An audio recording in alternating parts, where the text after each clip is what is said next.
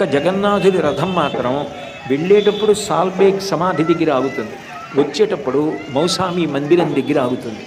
ఎవరు ఆ సాల్బేగ్ అంటే? ఆయన మహమ్మదీయుడు. అయితేనే వాళ్ళ అమ్మగారు విష్ణుభక్తిని బాగా నేర్పింది.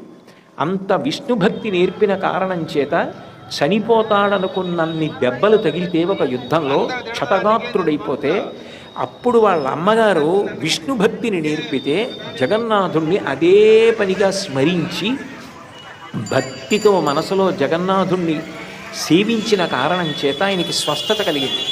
ఆ తర్వాత ఆయన జగన్నాథుడి మీద ఎన్ని కీర్తనలు ఎన్ని భజనలు రచించాడు. ఎప్పుడూ జగన్నాథుడి యొక్క స్మరణ చేస్తుండేవాడు. పుట్టుక చేత మహమ్మదీయుడు. అయితేనే జగన్నాథుడంటే ప్రాణం. ఒకసారి ఆయన వేరొక ఊర్లో ఉన్నాడు. జగన్నాథ రథయాత్ర ప్రారంభం అవుతోంది.